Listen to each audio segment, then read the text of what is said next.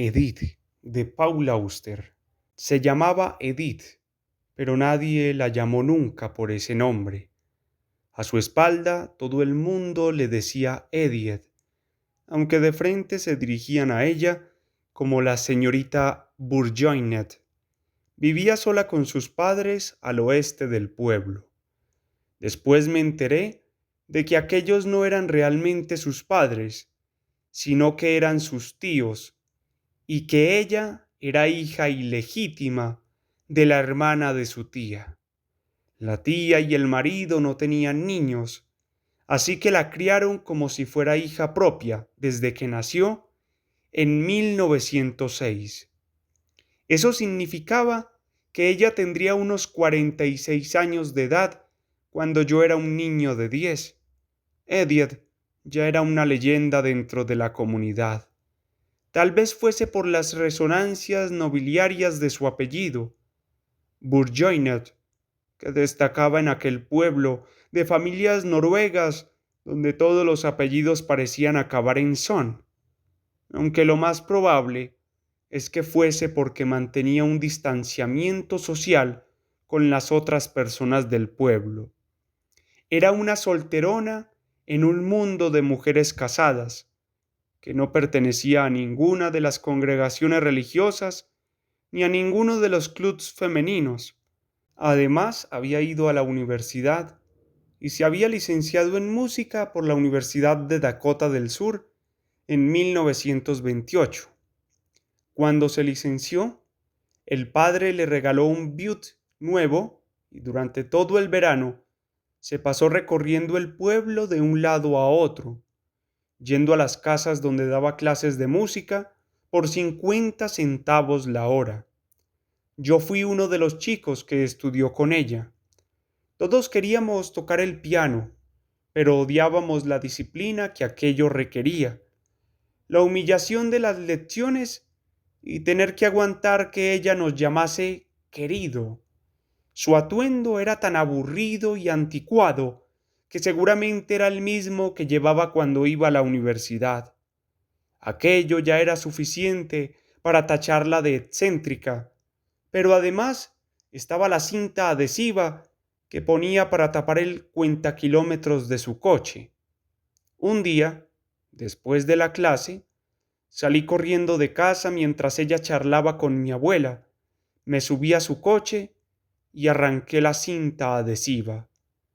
El cuentakilómetros de su Buick de 1928 marcaba que había recorrido 8.000 kilómetros. 8.000 kilómetros en 24 años. Un día de verano, yo estaba sentado en la gasolinera, sin nada que hacer, y la señorita Bourgoinet pasó en su coche, rumbo al correo y a sus clases de música vespertinas. Aquel día, el encargado de la gasolinera era el tío Pete, el hermano de mi abuelo. Me pregunto qué habrá pasado con el ferroviario de Edith, dijo, hablando consigo mismo. ¿Qué ferroviario? Pregunté, y fue entonces cuando me enteré de la historia que todo el pueblo sabía desde hacía años. El pueblo de Naples era apenas un puntito en la carretera. La gente solía decir, no parpadees o te lo pasarás. Estaba a unos 8 kilómetros al norte y un poco al oeste de Viena. Entonces había una línea ferroviaria comarcal, el ferrocarril de Milwaukee, que salía desde Sioux Falls, pasaba por Viena y Naples y terminaba en Bristol, desde donde daba la vuelta y regresaba a Sioux Falls al día siguiente. Cuando la señorita Bourgoin empezó a coger aquel tren en el verano de 1935, el Milwaukee ya llevaba medio siglo formando parte del paisaje. Así es, dijo Pete. Aquel verano se subió una tarde al tren y, desde entonces, siguió yendo a Naples 3 veces por semana durante todo aquel año. Una vez allí, se bajaba y regresaba a casa andando. ¿Y por qué hacía eso? Nadie lo sabe exactamente. El jefe de estación dice que se enamoró de un revisor que se llamaba Bill, pero que Bill estaba casado. Nadie lo sabe exactamente. Pero ella hizo aquello durante un año y después abandonó de golpe, igual que había empezado. Hasta en las tardes más frías de invierno, 3 veces por semana, regresaba andando los 20 kilómetros que separaban Naples de su casa. ¿Y cómo conoció a ese tal Bill, el revisor? Nadie lo sabe exactamente, dijo Pete. No creo que hubiera una historia amorosa entre ellos. Creo que no se trataba de otra cosa más que de una mujer sola, de 30 años, que se subía al tren y soñaba con que el revisor era su novio. Pero no lo sé. Nadie lo sabe exactamente. Ahora el tren ya no existe, y tampoco la estación. Hace años que las vías fueron levantadas y reutilizadas y prescribió el derecho de paso. El padre de la señorita Bourgonet murió a principios de la década de 1950 y su madre murió pocos años después. La señorita Bourgonet siguió viviendo en la cabaña de la granja y dando clases de música a los niños de la región. Para entonces ya era una solterona de 60 años, pero un día partió hacia algún lugar de Iowa, del que se suponía que era originaria su familia, y donde ésta se encontraba enterrada, y nunca más volvió. A mediados de la década de los 70, la gente del pueblo oyó decir que había muerto. Las malas lenguas decían que se había ido a vivir con un hombre, pero nadie lo sabía exactamente. Hoy en día su granja se encuentra arrasada y se ha reclamado la tierra para cultivarla.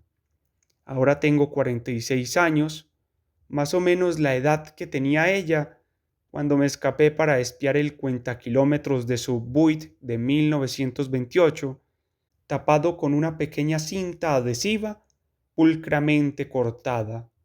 Cuando me invade el desasosiego y la indecisión característica de la edad madura, a veces pienso en aquella profesora de música, universitaria, con su apellido de resonancias nobles, su porte regio, su cultivado refinamiento y sus aires de gran ciudad. Me la imagino en la estación, al atardecer, esperando allí sola al Milhauket, que llega envuelto en una nube de vapor y furia procedente del sur.